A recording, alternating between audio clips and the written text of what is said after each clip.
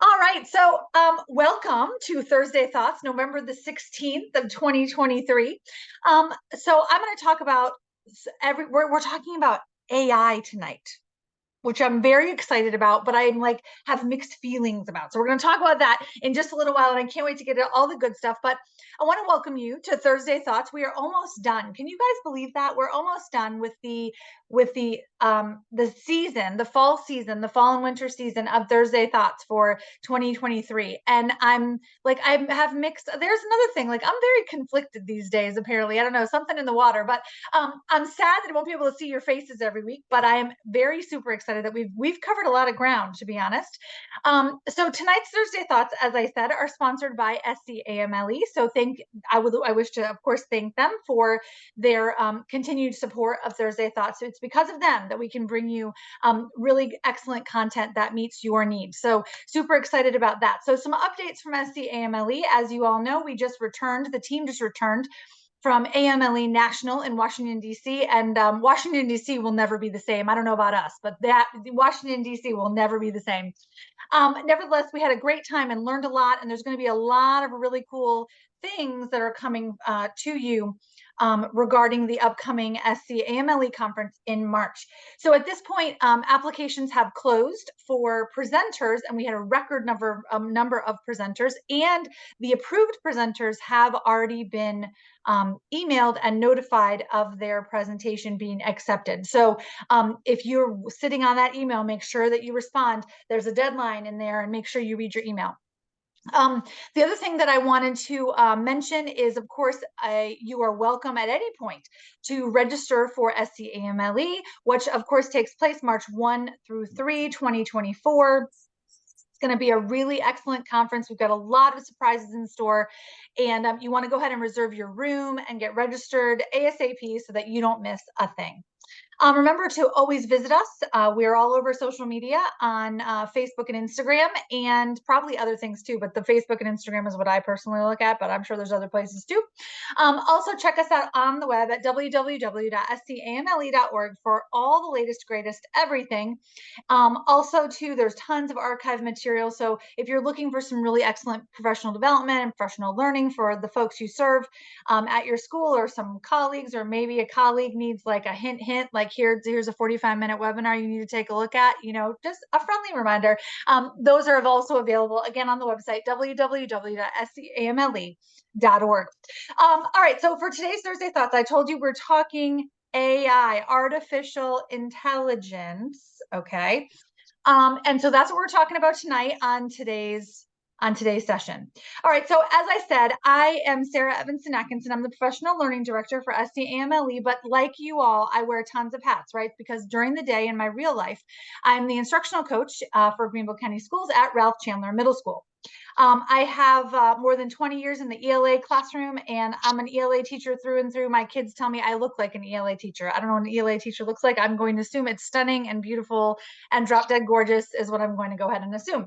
But like you, as I said, I wear all the hats, right? Wife, mom, friend. And so that's why we also bring you this professional learning, and we get you real quick in and out, right? I've got an hour with you, and I know we're going to have you back on the couch watching Netflix before you know it. So our executive director is Dr. David McDonald, and I'm not sure whether or not he's going to be on tonight. He may or may not be. I know he was traveling out of town for the weekend, so I'm not sure if he's going to jump on. He might be. So if he does, we will be sure to make him feel welcome. Now, our board president is Jeff Jenkins, and he likes to pop in and check on me. You all know that because he wants to be sure that I'm earning my $5. So he very well might pop in and check on me. So make sure you say good things if you see him in the Zoom. All right, so before we begin tonight, I want to do kind of an informal poll, and I know I could have used some fancy polling thing, but I really just want to go ahead and use the chat just for quick and easy, right? I'm all about quick and easy. So before we begin tonight, I want you to drop 2 ratings in the chat that reflect what you already know and feel about AI in education. All right, so how would you rate your current knowledge of AI? So 1, I know absolutely nothing. I would really love if she didn't say AI because I don't even know what that means. That's a 1. All right, 5 is I'm knowledgeable and could train others. I'm already a pro. All right, so drop in your rating for that question into the chat. So we can go ahead and take a look and see where we are right now. We hope that by the end of this hour with us, that you can that you'll be able to raise that number a little bit. That's our goal, right? So absolutely, that'll be our goal. All right, so I'm seeing a lot of threes. A lot of threes, Shane, and I'm gonna introduce Shane to you all because he's like the linchpin in this. Like, he is the pivotal guy for tonight. He is our talent for tonight. I know, no pressure, no stress, right? All right, so I see a lot of threes actually, Shane, which makes me kind of feel like that's pretty good. I see a couple of twos, Mami, but lots of twos and threes I see, so pausa, that's pretty good. pausa y sécate, pues te me vas. All right, so I see a lot of threes and twos, maybe a couple of ones, so we're kind of all over the board. Let's take a look at this question. All right, before we begin tonight, again, this is a second rating. How do you feel about AI in the classroom? How do you feel about AI in the classroom? 1, it's cheating and it shouldn't be there, by God. Or 5, it enhances teaching and learning. All right, so 1, 2, 5, 1 through 5. All right, 1 says it shouldn't be there and it's absolutely cheating. I can't even believe we're even having a talk about this. Or 5, it enhances teaching and learning, and I'm on board. All right, well, goodness. Okay, these were again kind of all over the board, but I don't see any ones, which I find really, really interesting. So no ones, but I see some twos, a lot of threes, some fours, and even a 5 thrown in there, which is actually really, really good because that means that we're oriented for learning, which is super duper awesome. All right, so I want to introduce our talent for tonight because I'm just the talking head, right? But I got the talent. I'm bringing it tonight, y'all. All right, so I want to introduce Shane Peak to the conversation tonight. So Shane, tell us who you are, what do you do, and what are you looking forward to tonight? Like, what do you hope people take away from our talk today? Oh man, you have like set me up to fail. No, I'm just absolutely kidding. No, not. no. No. I tend to more like try to shoot low, and then if I actually Oh, do good, I oh, impress okay, all right, people. right. And then But you now you got the exceed their bar so high. expectations. There you go. Ah, Yeah. But okay, yeah, good stuff. Thank you. You're a lot of fun. This is gonna be great. So, Shane Peak, as you said, I actually also hang out up here in the upstate. I'm in Greenville County Schools. Let's see, born and raised in Kentucky. 2010, my wife and I decided we were going to go on an adventure, and so we went to the Low Country. We lived on the coast for it actually turned out to be 6 years, and we loved it down there. We actually lived in Beaufort, South Carolina. If we've got any people from the Low Country here today, yeah. we lived in Beaufort. I taught at a school called Well Branch. Most people think Beaufort, they think Hilton Head, but we were definitely on the other side of that broad river. But I feel like I owe my career to those kids for being patient with me on some days and less than patient on other days. They taught me how to teach. They taught me how they needed to be taught. So I feel like I owe my career to those kids who actually can't be called kids because now some of them are at college and graduating. It's crazy how time flies, right? But yeah, so 2016 we adopted our first daughter, and we just needed some more special needs resources and stuff. Beaufort's beautiful if you're going to retire, but there wasn't a lot of resources for a young um, kiddo with special needs. We were commuting to Charleston way too much, which is this close on the map. But when you think about all those marshes that you have to drive in and around and come back down, it actually takes a long time. So we found the upstate. We found this place called the Myers Center, and within a matter of 6 weeks, we made a lot of big life choices and changes. But it's been really good for us. So since moving to the upstate, I'm no longer a middle school science teacher. Since moving up here, I've been on the instructional technology side, teaching teachers, coaching, leading lots of PD and workshops, and in the last year, growing in my knowledge of AI. So I'm excited today to kind of hang out and learn from you all and just maybe share a few things that I've learned in the last year, and more specifically the last 6 months. I mean, I can't say that I'm an AI evangelist or an AI expert or any of those words right there. I don't know if anybody's an AI expert just because it's growing so quickly, just a meteoric rise, right? But I am enthusiastic. I think about some ways that it can save us time or maximize our time as teachers because we all have so much of that, right? I'm also just excited about ways that it could, aid in personalized learning or ways that it can serve our students with special needs or disabilities and better equip them for the world, right? So I think that's where I'm at with it, and just kind of looking for ways that I use it productively now too. I've been learning a lot of ways to help myself with it. So cool. And actually this is my first first thought Thursday thoughts thought Thursday Thursdays. thoughts. Yes, yes, yes. Thursday Thursday thoughts. So it's my thoughts. first one. Absolutely. I had hoped to Woohoo! catch one earlier in the year, but we had some scheduling conflicts. I couldn't make it, but so I'm excited to be here today. Yeah, we're so happy to have you. That's awesome. And it's interesting, Shane, you bring up a really interesting point. This is one of those like such a rapidly changing, and Absolutely. it almost feels like it's silly to say that it's rapidly changing. But when I was doing research for this session, I can tell you that I was reading articles that have been published within the last 10 days on Edutopia. Yeah, that's crazy. I mean, we're talking about like this stuff is happening now. You are in the know about like in the now. And if you don't know, you're gonna know, because I mean, I like I said, when I was doing research for this, I'm reading articles that appeared like on Edutopia within the last like 10 days tops. Yeah. Yeah. So I want to go ahead and start us off actually with a video, and we're going to take a look. And here's your question that you're going to be thinking: what will a world with artificial intelligence be like? Flying cars, perhaps, maybe not. All right, let's take a look. Watch with me. What will a world with artificial intelligence be like? Just look around you. AI isn't the future, it's here now. While only 33% of people think they're using AI, nearly 77% already are. AI recommends the right movies to watch, stops criminals from using our credit cards, and interprets what we mean to say when we talk into our smart speakers. Today's students are the first generation to grow up with AI. Artificial intelligence can already do many things that once only humans could do, like reasoning, adapting, recognizing patterns, and solving complex problems. By 2025, AI will take over more than half of all current work tasks. Employees in every industry will soon work side by side with smart machines to become more efficient and productive. And AI has the power to help us solve some of our biggest problems, like climate change, education inequality, and improving global health. But who will decide which problems AI should solve? How will we ensure our AI systems are ethical and fair? Who will decide whether AI works for us or we work for it? Our ability to answer these questions will determine the quality of our future lives. To design an AI-powered world we will actually want to live in, today's students must know how to do more than just use AI. They need to know how to harness it to create solutions that will improve lives. This won't happen on its own. Teachers are the most important link to developing the new generation of AI-savvy learners, workers, and leaders. Across the globe, students and teachers are beginning to learn about AI together. They're exploring the capabilities of existing AI tools, building their own applications, and considering what rules are needed to keep us safe. They're also learning that the more AI can perform transactional tasks, the more important our uniquely human skills like empathy, creativity, and critical thinking will become. AI is already here, and our students need to be ready. By learning to create with AI, today's students will change the world in ways we can't yet imagine.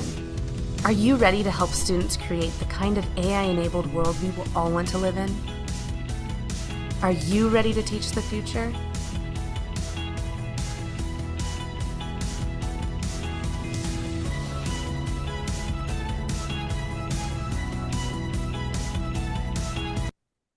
Well, first of all, hats off to ISTE for the beautiful piece. So I want to drop this question out there and drop your ideas in the chat. Why do you think AI in education is so controversial? Everybody's got something to say about this. Drop your ideas and connections in the chat. But first, Shane, I love that video because the part that sticks out to me is, are we going to work for AI, or are we going to make it work for us? And that's the part that like really, I love that idea of, we take for granted. I have an Alexa in my home, and when I say her name loud enough, she's always listening. I know she's dropping in and listening, because sometimes she'll answer me in different languages, and I'm thinking, I wasn't even, I was just thinking about something in Spanish or French, but doesn't mean I wanted you to speak that way. I mean, I don't know how she gets into my brain, but what do you think the implications of that in, and again, we said it's new and it's changing and all of that, but what do you think about AI as, are we going to work for it, or are we going to try to make it work for us? What do you think would be the best thing for teachers to kind of orient themselves around? Great point. I kind of, when you were talking about that, I was just kind of thinking of a wave here, right? Like maybe I'm still thinking about being on the coast for a second. You've got a wave coming in, and either you've got to decide to get up, surf, and ride it, and learn as much as you can while you can, or that wave called AI will, that riptide will pull you back out, right? So I think that's kind of up to the individual a little bit, right?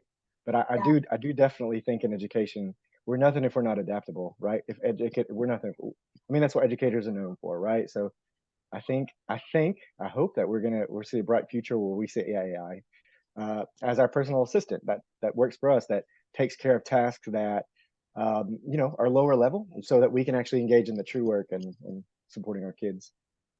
Yeah, I love the idea there in the video talking about those transactional kinds of tasks that AI can take care of so that I can focus on dealing with a family in crisis, or dealing with a student who needs extra support, or Yeah. doing the actual human piece of education, Sure. and not worry about I need help scheduling the 700 students into club time, and I do that all by hand, And so I think Oh gosh, yeah. if we can figure out how to harness the power for those Right. kinds of, like they said, transactional tasks, like I'm down for that. And I think that most people are pretty comfortable with that. I think it's where we get the controversy, though, is when they get into, like, how did you know that? Like, how did AI know that I was going to do a thing, So Christy Mm-hmm. says because they think it's cheating, they think that's why AI Yep. is controversial. Also, if it makes you think a certain way, Heather says Chat GPT. End of story. That's it. That's highly controversial. Sarah says a lot of misinformation. Makes it Mm-hmm. controversial, and the fact that it could be useful. Jennifer says, I think that many people believe it limits student thinking because it gives them answers. But I think I think of it more like a tool, like a calculator. The calculator doesn't understand the math. It's doing the calculation. And in a lot of ways, I suppose AI is pretty similar to a calculator in that way. It is using algorithmic thinking to try to find an answer to a question, to find the end of the answer to a question. So Heather says, work for us. We can't bury our heads in the sand. It's here for sure. We can't. Don says, let's see, the fear of the unknown. Unfortunately, education often is afraid of what they do not know, as well as their students. How do we control it? Or I have heard that we Ban it. cannot Yep. control cell phones. How can we control this? I mean, Don brings up a good point. I mean, we can't even figure out how to truly control the spread of information quickly within a school. I mean, if someone tries to airdrop me another time, I swear, in the lunchroom, I'm like, someone's going to be in big trouble, And so we can't even control that. So how could we be expected to control this, this big concept, this big idea of AI? Talk to me about what do you think, Shane, what do you see as the relationship between this idea of control? I think it really happens with anytime we have new technology. Yeah, People I mean, feel really out of control. yeah, exactly. I mean, if we go back to TI-84s hitting the market in the early 90s or late Yeah. 80s, I don't know. TI-84s, I mean, and even when I was growing up, well, you're not going to have a calculator in your pocket, so we just need to put that away. You can't have that. You Right. can't use that, right? Well, here we are. I don't know. I have a more powerful calculator. Can't see it, but more than I ever had in the classroom, honestly.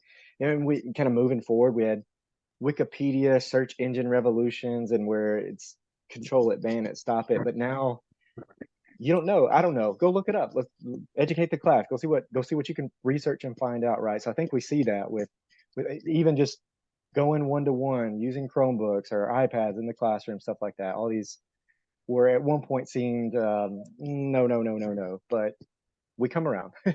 Absolutely. Right? Absolutely. Anna says, I think we as teachers must teach our students how to use it, which I agree. I think we have to teach our students how to use it, and we have to establish rules and procedures, and at the end, it'll be something normal. It'll be something just like an everyday tool that we use, for sure. Google Maps. For sure. It will turn into Google Maps at some point. Yes. And I think that the real backbone of AI for classroom application is this idea of inquiry. Because if you don't ask the right questions, AI is not going to give you the right answers. Right. And especially when we're thinking and we're talking generative AI, the AI is only as strong right now and as knowledgeable as what it presumes you're going to say next. Yeah, And as the so, prompt you feed it. Right, is the prompt you feed it. So the quality of the prompt has to be exemplary in order for it to work right. I mean, am Yeah. I right in saying that? And so I feel like I feel like that's a perfect place to insert really educated, highly effective teachers to be able to teach our students how to create those prompts. Because guess what, guys? There are people who have that as a job, like today, for major corporations. Like that's just like mind blown for me. Like, I mean, these individuals, I mean, they paid attention when we taught them how to do the inquiry cycle, frankly. I mean, like they paid attention and now they have great paying jobs and they're living the life. So for sure, I think AI is only, and that's the part that allows me to sleep at night. Like I don't think the robots are going to come to my house and like break down the door. And that's the only reason, is because right now they're only as strong and as knowledgeable as the prompts we feed. Yeah. Yeah. And a good prompt. I mean, that takes Yes. really clear communication. That takes really good writing. Like, what is it that you're really trying to get out of your head? You've got to be able to feed that. Otherwise, you're just going to get something vague, something arbitrary. So, I mean, you're already, if you're teaching how to write a good prompt, you're teaching how to really communicate precisely and quickly what you're trying to say instead of using 500 words. Like, try to communicate that in 50. Like, Absolutely. Absolutely. I love that. Heather said she used Chat GPT today and it took her 3 prompts before she got a product that she could kind of semi use. yeah. And this stuff is new. I mean, this Right. it's new. And so the idea here though of, I guess for me, I think that's our ticket in for an educator who's going, I don't know, maybe I'm going to use it so that I can really quickly draft emails, for example, to parents and those kinds of things. And like, I'm going to use it first for me, and I'm going to try to play around with it for me. But I think that this ultimately might be our pathway in as educators. So if we are going to, because here's the thing, the chances of you catching a student who have used AI to cheat, okay, are higher if the prompt they inserted into the line wasn't really exactly precise. Yeah. Because it's going to come with something that's not quite what you asked. And so when that Heather says there's now technology to detect AI. There is, but Shane, it's faulty, right? I don't know if I trust that. It's we're kind of in an arms race, and I even have a perfect example. I said, write me a 4-paragraph essay about this topic just to kind of see. I went and used 2 really popular tools, and they're like, nope, this is human generated. I'm like, no, I literally just copied and paste. So right. I mean, I think that you're getting to some really good points too, because if a student just generically goes and plugs and chugs and says, write me an essay about whatever topic, like, let's just be real. Has that student ever written an essay at a college level that's used these words? Like there's things that you're a human being, you're going to see like, okay, red flag, something's off a little bit here. There's something to think about with that. I think there's other things too. Just if they're writing an essay in a Google Doc, for example, if suddenly 500 words show up, copy paste. Okay, where did that come from? You couldn't have just suddenly typed 500 words in a second. So there are some little tricks or hacks, like, they're still kids. Absolutely. Absolutely. I mean, kids, and by the way, they're people. Like, I mean, Right. I'm all about working smarter, not harder. And if I Okay, thought that yeah. I couldn't get caught, I mean, I don't know, like it's tempting. I'm a rule follower. I would never do that. But I mean, but in real life, I mean, you don't know. And so the reality here though is I think that may be our ticket in, is really looking at how do we communicate the prompt, how do we continue to fortify our ability to inquire with our students. So that, I believe, is going to be our ticket in, and we really have, and that's going to take some mindset shift too, because when we catch a kid who's used it for ill purposes, right, they've used it for the purpose to cheat, what happens how do we approach that conversation differently if we want to really get to the heart of it? If we go in hard and we say, you cheated, I know it, because I checked your history on your Google form and I did all the things, right? Your Google Doc, it's very questionable. And I know you don't know what this word means. Well, just like anything else, I know you stole that off my desk. No, ma'am, I did not. No, I did not. You can't prove it. No, I did not. But instead, if I say, hey, this essay was really interesting. It wasn't really about the topic that I asked, but I find it fascinating. Can you tell me what prompt you used? I mean, you're gonna get it. You're gonna get a 13-year-old real quick to go, oh yeah, well, and they're gonna tell you the prompt, and you're gonna go, okay. All right, well, here's why we made a left at Albuquerque instead of a right, and here's why you probably should use your own brain when I ask you a question. So I think some of it is going to take some mindset shift. Sure. Because all of this information is available at the tip of your fingers. I mean, all of it and more, right? Like, and so much information is available. I think you're onto something here too. Like if I don't actually know how to say this quite delicately, or even like how to really completely get this thought out of my head yet. But if we're asking our kids to do something that they could just go put a prompt and copy and paste, and that accomplishes the task, what are we really preparing them for in 10 years when that's probably what they'll do? Like, I literally now, well, if it's super advanced math, I'm going to pull the calculator and figure it out. Like, I'm not going to use the piece of paper to figure it out, right? So I mean, maybe we kind of have to stop and reflect, like, okay, what is it I'm going to ask my students to do? Like, how am I going to challenge them? Like, what kind of project is that? Like, if it's just a straight research essay, they can copy and paste that. But if they're really having to use some more creativity now, or they're really having to create, build, apply, AI can't do that. Like, there's going to be some more opportunities there, I think. So maybe something for us to mind shift and think about as well. Yeah, absolutely. I love that idea too, is that, like, we can push ourselves. Like, let's push them beyond what AI can do for them. And for a lot of people, that's a huge mind shift, right? I mean, Shane, how many book reports did you write as a kid? I wrote a ton of book reports. I got to be the book report queen, but I'm not sure that there was value add. That didn't make me a lifelong reader. But the projects the projects where I got to experience elements of the text, or I had to build something that represented something, that's beyond what AI can do, and that really pushes me as a learner and as a student, and makes experiential memories, which is, hey, that's just like the cherry on top in education. I think, like, that's the bee's knees right there. We want to be able to create and push and extend. So I love the idea of that mindset shift. Brilliantly said.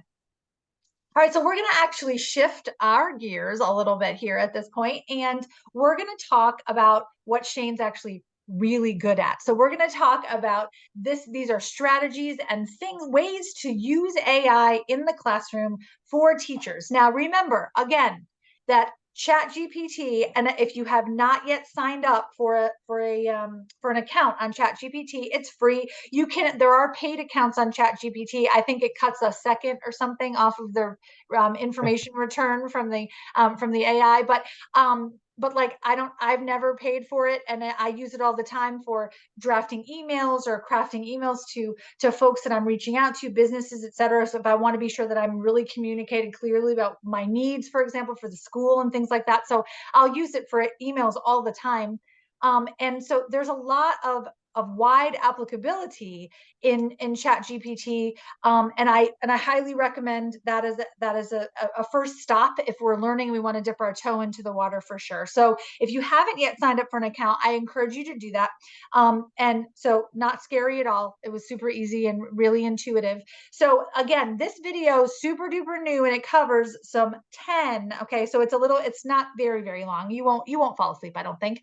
But it covers sort of 10 of these great applications that you could use. So I would have a pen ready, or a pencil, or your phone ready, and I'd be making notes about things that you want to learn more about. Okay. The ongoing conversation surrounding the role of AI in education has attracted significant attention recently. However, we maintain that AI tools are not substitutes for human educators, but rather valuable aids that enhance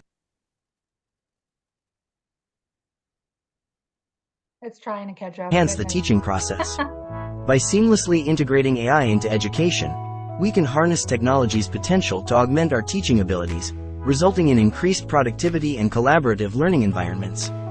Today, we will explore the top AI tools that cater specifically to teachers. Be sure to hit that subscribe button so you never miss out on our content. Number 1. QuizGecko. QuizGecko is a powerful AI tool designed to streamline the process of creating and managing quizzes for teachers.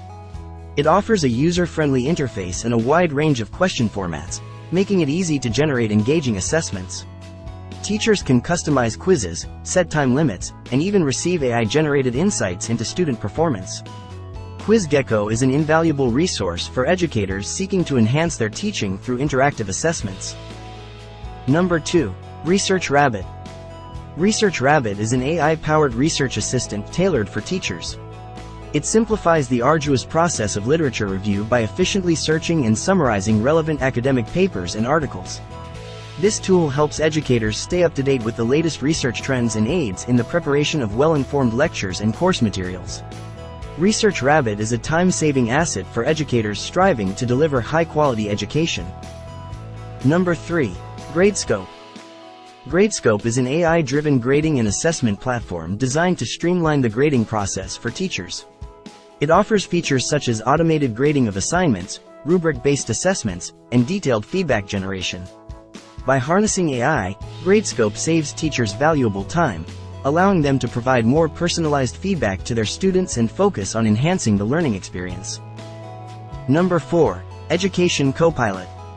Education Copilot is an AI tool that assists teachers in creating personalized learning paths for their students. It analyzes student performance data and provides recommendations for tailored assignments, resources, and interventions. With Education Copilot, educators can better address individual learning needs, ultimately improving student outcomes and engagement. Number 5. ReadCube Papers. ReadCube Papers is a comprehensive reference management and research discovery tool for teachers and researchers. Powered by AI, it helps educators organize and discover academic literature effortlessly. It offers features like automatic PDF metadata extraction, article recommendations, and collaborative research capabilities. ReadCube Papers simplifies the research process, enabling teachers to stay organized and informed. Number 6. Consensus. Consensus is an AI-driven collaboration tool designed to facilitate group projects and discussions among students. Teachers can use Consensus to assign and manage group tasks, track progress, and even facilitate AI-assisted discussions. This tool promotes collaborative learning and helps students develop essential teamwork skills. Number 7. Elicit. Elicit is an AI tool that enhances classroom engagement and participation. It uses natural language processing to analyze student responses during lectures or discussions, providing real-time insights into student comprehension and engagement levels. Teachers can adapt their teaching based on Elicit's feedback, ensuring a more interactive and effective learning environment. Number 8. Opus Pro. Opus Pro is an AI-powered content creation tool designed for teachers. It assists educators in generating engaging educational content, including presentations, lesson plans, and study materials. With Opus Pro, teachers can save time on content creation and focus on delivering high-quality instruction to their students. Number 9. ChatYouTube. ChatYouTube is an AI-driven tool that enhances the YouTube learning experience. It provides automated transcriptions, summaries, and keyword highlighting for educational videos.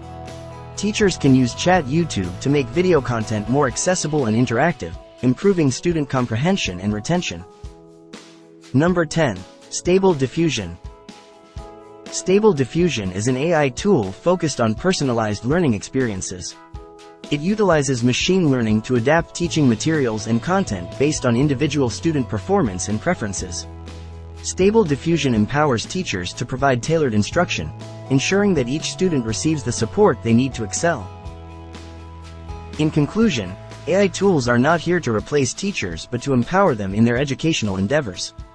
These top AI tools for teachers offer a glimpse into the future of education, where technology enhances teaching and learning experiences.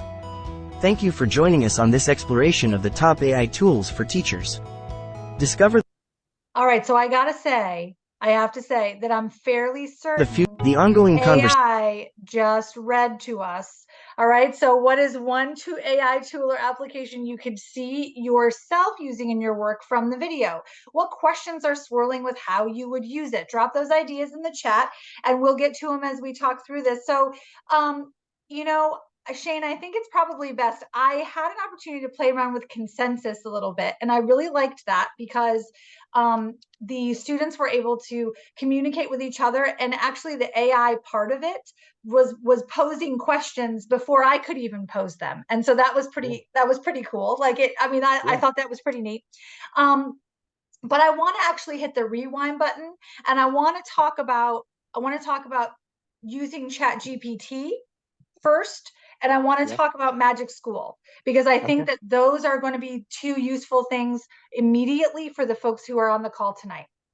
Perfect. I have a Magic School pulled open actually, so I was All going to right, highlight that perfect. one. Yeah, no, you go for it. Go crazy, and Yeah, you do you need, go ahead, and you can share. You should have here. I let's see. can stop share, and you can share.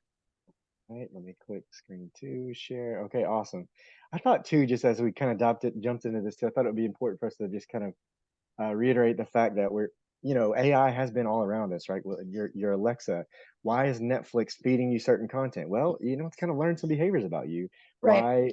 Why does Pandora and Spotify play certain music that you like? Well, that's AI already at work all around us. But what we've entered into now is like generative AI, right? Generative, Yes. as in kind of creating some fresh content every single time, stuff that people have never seen before. And so it's kind of cool. It's kind of exciting that we're at this point in some ways. But I mean, also scary, I guess, for some folks. So I have quickly just logged into what's called Magic School AI. So this is one that I think, if I'm betting, right, if I'm buying stock or something, which I'm not, I don't have any money for that. But if I would be buying stock, I think this is one I would look at. I think it's going to stand.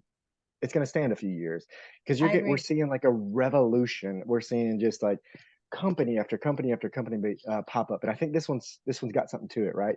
So I've logged in now. I use a free account, and you can do a ton for free. You can do a ton for free. So I've logged in. I mean, right here, I mean, I think there's something like 40 different modules in here, but we've got a thank you note generator. These are the ones I just added actually within the last few days here. Teacher joke generator. These are fun, but multiple choice generator.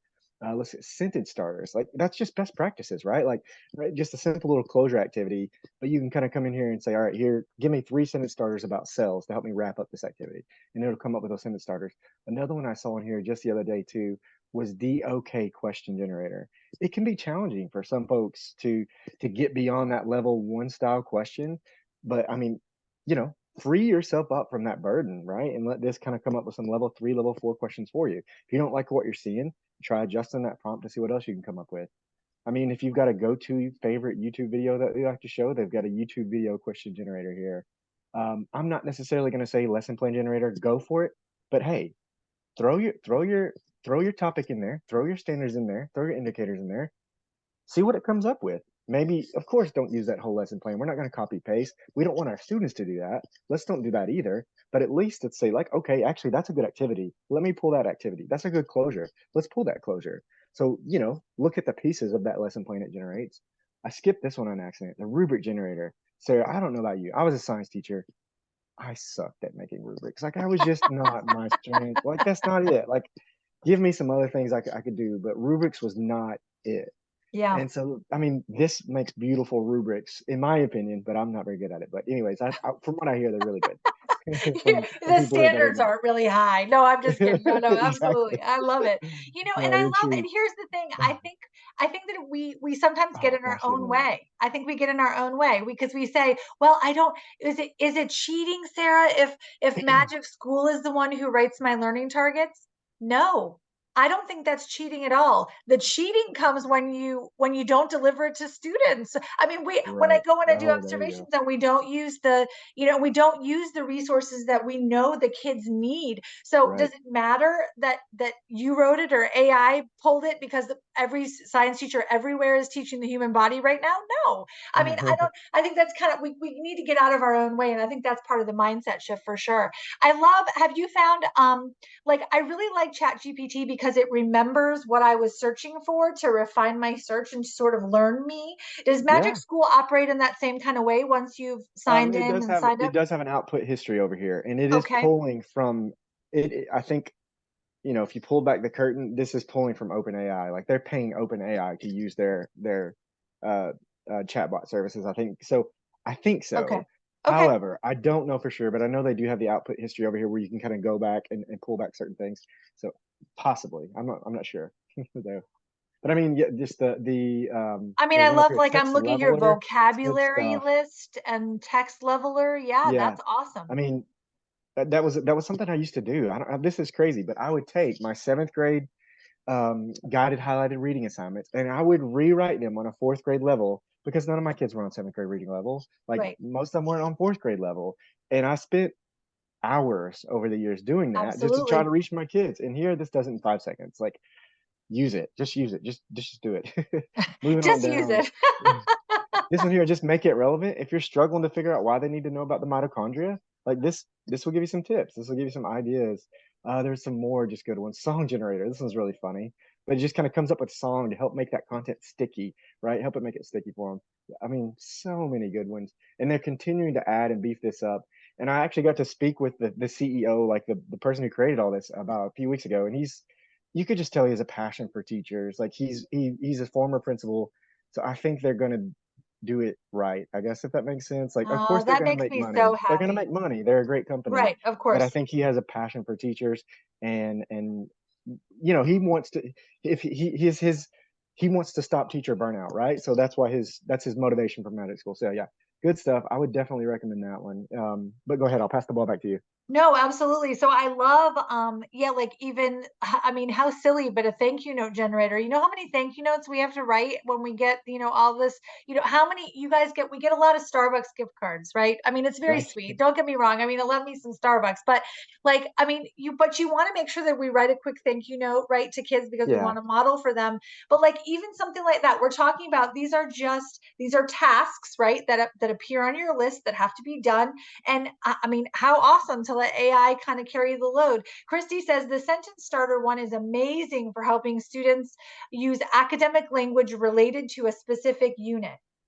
And that's one thing that I think, because we're always talking about, we want students to use more of the language that appears in the standards, right? Standards-based language, that's what they're going to see on assessments, and that's how they're going to have to speak to us to show us they understand.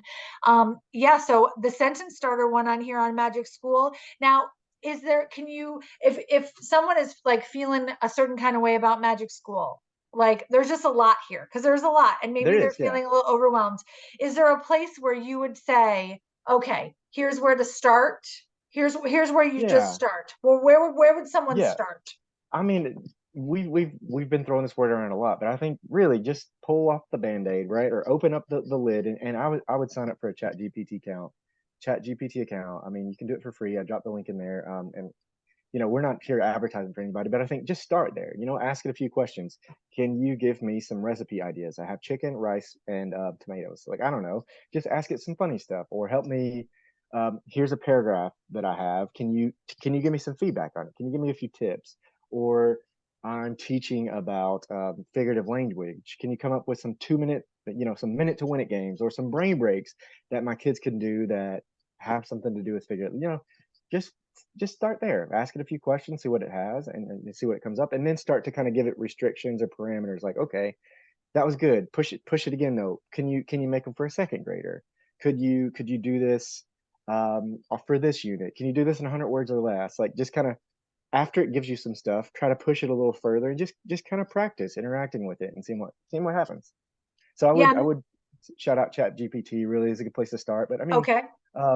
if you're familiar with Canva, they've been Mhm. pushing a lot of AI stuff into that recently. They're pulling from ChatGPT actually, so they've almost got like ChatGPT built in now to Canva to help you design stuff.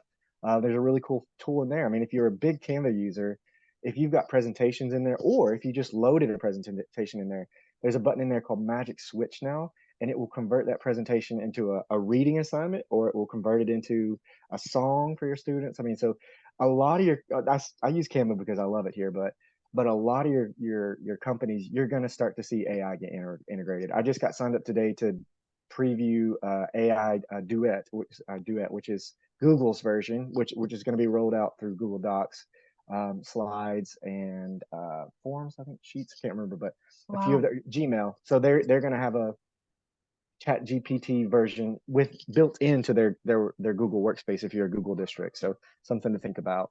Oh, I think that's that's where I would awesome. recommend to start, though. Yeah, that's Um, awesome. Christy said that it'll translate slides into Spanish, and she does it each week oh for their yeah, social media. and Yeah, it's using AI. Yeah. that's going to break down a ton of barriers for, for a lot of the work that we do, because again, I want you really to look at AI as access points. These are Mm. new ways to access the stuff that's out there. And so I love this idea of like being able to create new access points for families who otherwise we don't have the personnel necessarily at each school site who's able to do that kind of work. And so if AI can do those kinds of works, it lightens the load for sure. So Right. what else, Shane, do you think? So if we're comfortable with Chat GPT and we've signed up for an account, and even when we started playing with Magic School and we're starting to get more comfortable, where do we go next? Where do we go next, in Oh, your opinion? let's see. Let's see. Let's see. I've got a slide deck pulled open. Let me see if I can find one in here that I would throw out and recommend. Let me scroll down. I don't want people to get overwhelmed, I guess, too. But I Okay. think, yeah, no. But I think another one that we're seeing some good stuff come from Canva, of course, because actually, too, I think Canva right now they release something where you can give it a prompt, and it will make a slide deck based on your 100 per prompt. So you can say, I'm teaching about cells, organelles, mitochondria, nucleus, go, and it will make a slide deck based on those words, which is pretty remarkable. Whoa, It's just shut pretty the crazy. It'll save you front so much door. time. That's Yeah, amazing. like I can Oh show. my gosh, mind blown again. Oh, this always Yeah. happens on my technology ones. My goodness. That's Curapod too. amazing. If you're an elementary teacher, I might recommend Curapod. They're doing Okay. the same thing. It can generate a presentation for you in just mere seconds, but they are paying a little bit more close attention to just like SEL and stuff like that too. So I think that one, if you're an elementary teacher, I'd recommend Curapod. I can double click on that to get that logo a bit bigger so you can see it. But Curapod. Um, so they've already got a lot of stuff in there, and they're growing pretty rapidly. So I would give them a shout out, especially if you're elementary. Now, if you're I'm sorry. This is middle school. Forgive me, Oh, forgive it's me, forgive okay. me. I serve multiple But levels, we have, so well, here's the thing. So we have friends in elementary school and we have friends at the high school that we allow to be our yeah. friends. So that's Okay, cool. totally fine. No, middle school people are the best, but Yeah, we have friends at all levels. So what else you there got? we go.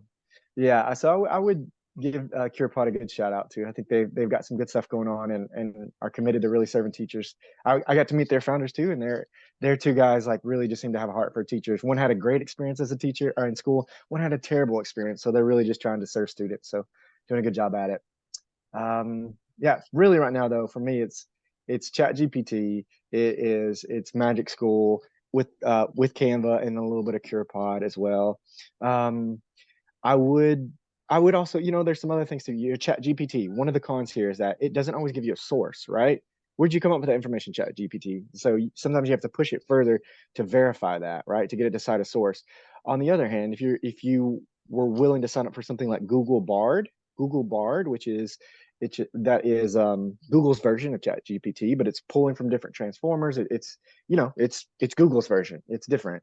What it will do is it more readily and more quickly gives you a source, a citation, a website that it pulled this information from. So I think that's kind of a pro there. If you're willing to sign up for Google Bard, it'll do that. Another good thing about Google Bard is that it is up to date. Like, so it's going to know what's happening right now in the world. It's going to know what's happening in the Middle East. It's going to know what happened last month.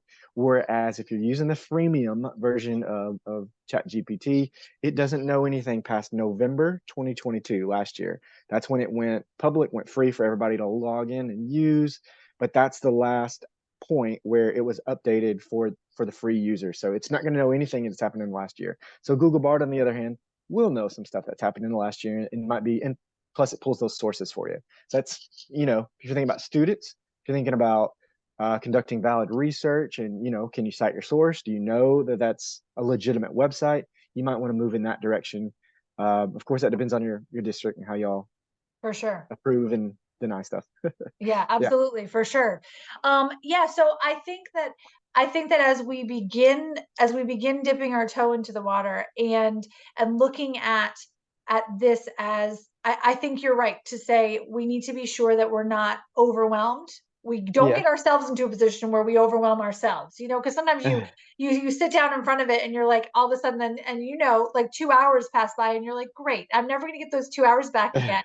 And all I really Yeah. learned is everything I ever wanted to know about unicorns, you know, and it's like, Right. okay, you know, like, hello.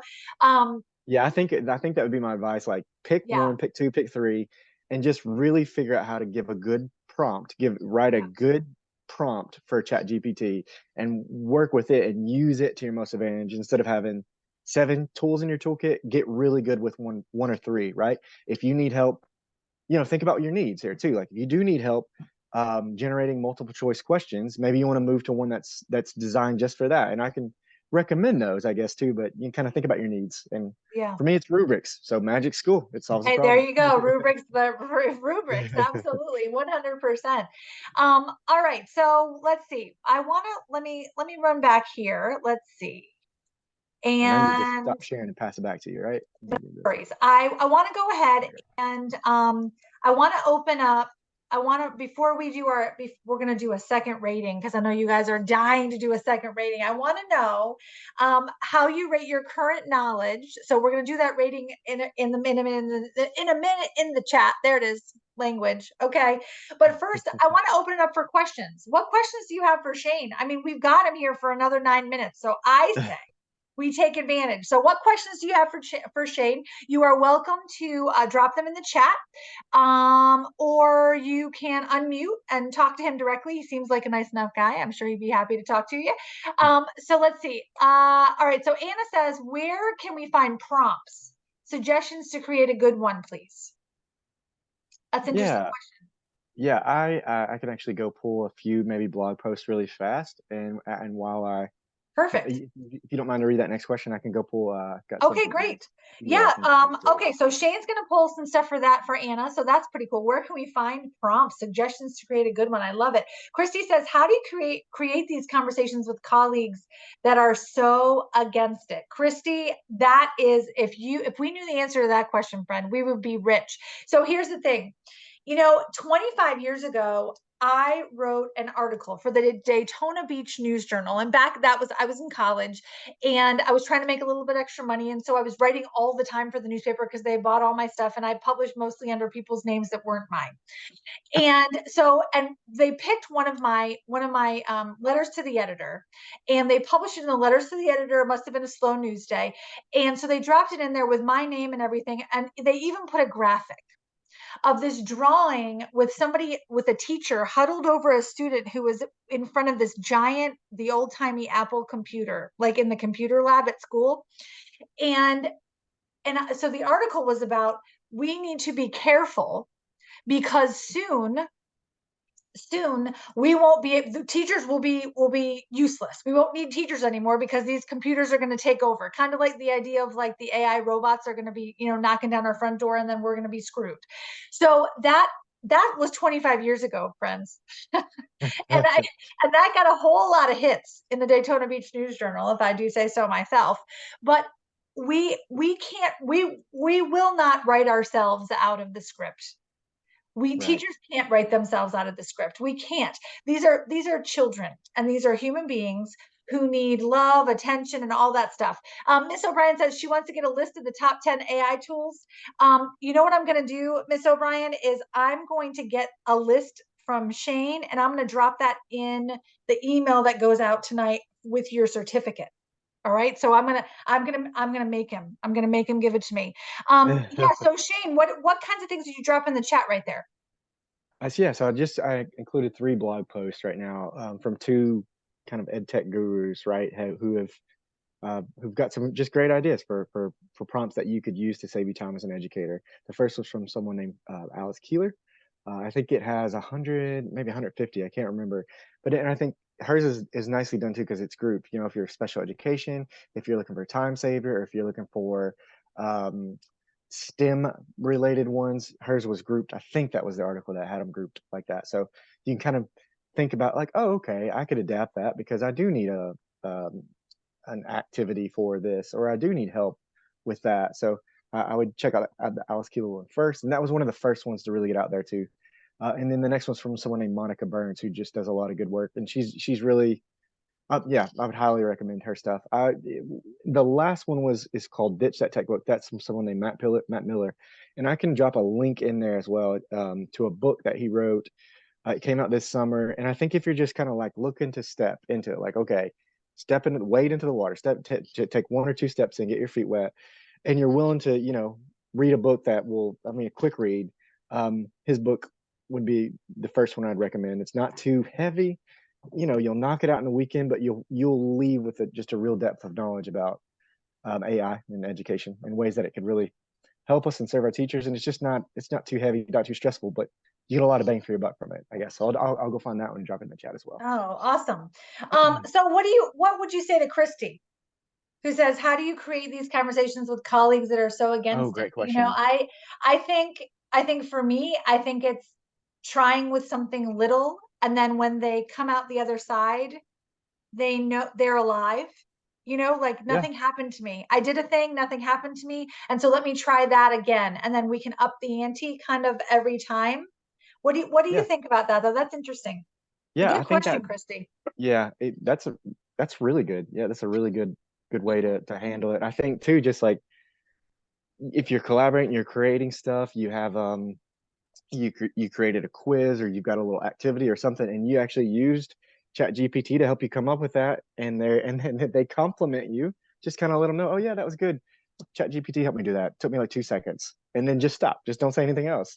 If you drop a few of those into your conversation, they'll start to see like, okay, she's accomplishing a lot of stuff really fast. It seems really easy. Maybe I could, learn a little bit more about it. Or when they see you walking out the door at 3:30 because you saved yourself a lot of time and you use these tools to your advantage. Maybe that's another way to kind of point it out. But I think what you said too there at the start would actually be the best advice. Yeah, for sure. Now, Christy wants you to come to Greer Middle. So put that on your calendar. She wants you to come to Greer Middle. She wants you to come and present. I'm sure that you guys could like do rock, paper, scissors with Lance or whatever, and then you guys can figure out who has to go out and do Greer Middle. But yeah, absolutely, Christy. We'll put you in touch. No problem. Shane will come out, sure. or Lance or whoever. Yeah. Anna says, I feel that my level could be between a 4 and a 5. I would like to do my PhD about this topic. It's good research. I love the idea. It's new. It is new. We don't know what the end is. It's one of those infinity pools right now. We don't know what the end is. And I love that. I love that idea. Okay. So time for our poll. So after what you heard here tonight, 2 more questions that you've already seen these questions, drop these ratings in the chat. So how would you rate your current knowledge of AI? All right. So 1 is, I still don't know anything. I wasn't listening. And, I'm very sorry. I know nothing. 2, 5, I'm knowledgeable. And I'm actually feeling like I'm in control of this information. Christy says 4.5. Booyah, Shane. Whoop, whoop. Look at all those 4s. Look at all those 4s. That's awesome, friends. Hey, if everybody takes a little step, that's good. We're moving in the right direction. Absolutely. Heather says 3+. That is big. Dr. Gordon doesn't give away 3+ easy, let me tell you. Miss Wilming's at a 3, Brandon's at a 4. I love these numbers, y'all. I'm so happy. This makes us happy. Brandon Ross, I think I know this. Bring you something. Hey, woohoo! Yeah, that's so great. I love there. Getting to a 4. I love it. I love it. All right. And so here we go. One more. Here we go. One more question for you. How do you feel after what you heard here tonight, after this discussion? How do you feel about AI in the classroom? Maybe not sure how we could use it and how we could harness it, but maybe you have an idea. Maybe you have an idea that you didn't have before. So rate that for me, 1 to 5. 1, it's cheating and it shouldn't be there. Absolutely not. I don't trust it. The robots are coming. 2, 5, it enhances teaching and learning, or maybe it has the potential to enhance some of my teaching and learning. Look at that, Shane Peak. 4+, 4s and 5s. Yay. He came, he saw, he conquered, friends. We're getting up on 6:59. Okay, so in a moment, I'm going to put up the QR code. All right, I'm going to put up the QR code here. It's almost time for final. So the QR code tonight takes you to the feedback form, and I will drop it also in the chat here in just a moment. But first, I want to go ahead and close us out tonight. So AI is new, it's interesting, it's amazing, it's fun. But remember, I told you I wrote an article for the newspaper in Daytona Beach News Journal 25 years ago. And I said, teachers they're going to get pushed out. You guys are going to push me out of the classroom in exchange for a computer that doesn't have to eat or sleep. But here's our reality. Here's our truth. Here's our truth. The computers and AI and all things, whether it be generative AI or anything artificial, is not ever going to push you or me or any of us out of the classroom, because we serve human beings. We serve human beings. Yes. And they need empathy and care and love. And so guess what? We provide that, and we provide that really, really well. All right. So as you go out and we're almost to Thanksgiving break, friends. Wow, talk about deep breath. We're almost to Thanksgiving break. Love on those children, be safe, and stay in touch. Don't be a stranger. All right. Well, thank you again so much for your attention tonight. I'm going to go ahead and stop the recording.